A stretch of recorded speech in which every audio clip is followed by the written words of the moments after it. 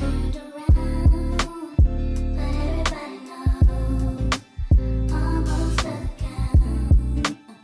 guys, welcome back to another by Candace Jones production. In today's video, I'm going to be showing you my self-care routine to reduce anxiety and to calm stress. I personally struggle with anxiety. I don't really show it a lot on the exterior, but on the interior, I'm always very tense and very just wound up, and it's something that I can't really help, but I'm learning ways to kind of cope with it and to kind of relax myself. So this is a routine that I would do on the days when I need to reset, when I need to ground, when I need to calm myself and get ready for the next week. So I usually do it on a Sunday so I can be nice and refreshed for the week to come. So I hope you guys enjoy the video. If you do, make sure you give it a thumbs up, and also make sure you subscribe to my channel. I do beauty videos, I do wellness related videos, I do home related videos, I do a little bit of everything on this channel, so make sure you subscribe. I post every Wednesday and Sundays. So without further ado, let's get into the video.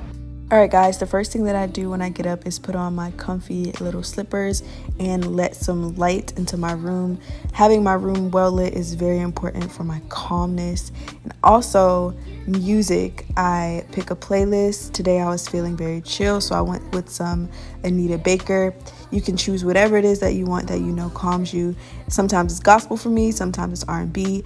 But now we're gonna get into some cleaning. Cleaning my space is so important for the clarity of my mind when my place is a mess.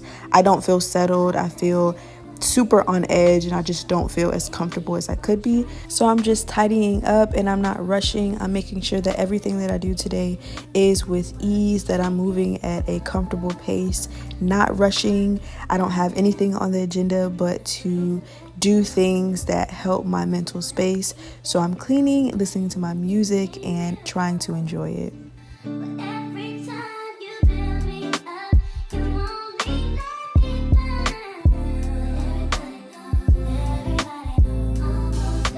And once my place is nice and clean, I'm gonna light some candles.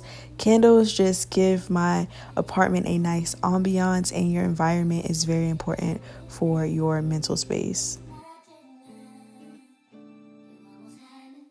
And now I'm gonna drink some cold pressed juice. This one is from my friend Brit Sips, and this is the Metabolism Shocker. It has a lot of good nutrients. Some days I want to binge some unhealthy food, some soul food, but today I felt like doing a little cleanse, just keeping it very light and sort of fasting. After that, I kick off my shoes, lay out my yoga mat, and get into some stretching. But first, I put on some music. This deep sleep meditation one is very, very calming, and it just gets me in the right headspace. Stretching is especially important for me because I've been struggling with back pain for a couple of years since I worked at my desk job, and I haven't been able to really recover. I hold a lot of tension in my body just throughout the day without even recognizing it. So stretching in the morning and the night really makes sure that, one, I'm stretching my body, and I'm just being conscious of my posture and conscious of my tight muscles.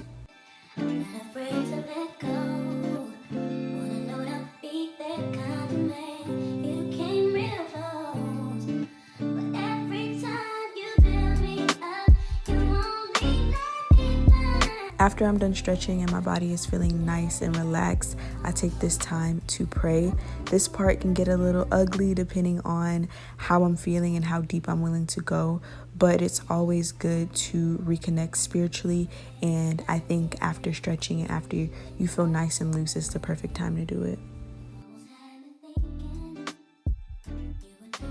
And at this point, I check in with how I'm feeling and what I need. Sometimes I feel like I want to watch a movie. Sometimes I feel like I want to take a nap. Sometimes I feel like I want to do a little bit of work. Whatever it is, I just check in with myself and listen to myself and what I need, and use the rest of the day to do that. I try and stay disconnected from the world. I try not to be on my phone or social media too much. And yeah, just chill out. Later on in the night is when I take time for actually pampering myself. I'm sure that's what you guys thought this video was going to be mostly about, but for me, pampering myself and my skin and my body is honestly last on the list when it comes to my self-care. but I do sprinkle it in there a little bit. I'm going to do a mask, and I'm just listening to my music and making sure that I'm applying it very slow. I'm not rushing. And with people with anxiety, you can find yourself subconsciously rushing and doing things really fast when you don't even have anywhere to go.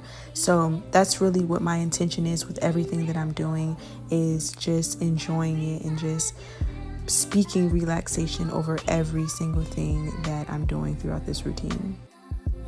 And then naturally, it is time for a dance break.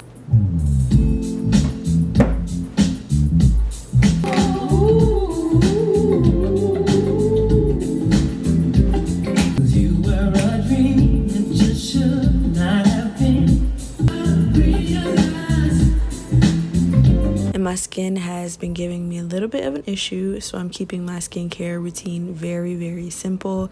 Just products to hydrate and protect it. That is it. I also want to note that I also keep my phone on silent and turn my notifications off, because that just helps me disconnect even further. I don't know about you guys, but having my notifications on just gives me anxiety. I'm anticipating who's going to call me, who's going to text me, and etc., and we don't need that on our self-care day. This part of my routine is really just about checking in with myself and setting intentions for the next week. So I pull out my journal and I just write a couple of things. I make my own prompts. You can write whatever it is that you want, but I decided to journal 5 different things that I think went well in this past week, and then also make 5 promises to myself for the following week. And learning how to get organized in the right ways has really helped with my anxiety. I learned what's worked for me, and for me it's setting little reminders, nothing crazy, not a whole entire massive to-do list, but little reminders for the next week, just so I know that I won't forget anything. And also I use this app called Airtable that really helps me get organized with my thoughts, and for me that really helps because I don't have to worry too much about what my week is going to look like, because I've already set aside what it is that I need to do and what I want to get done.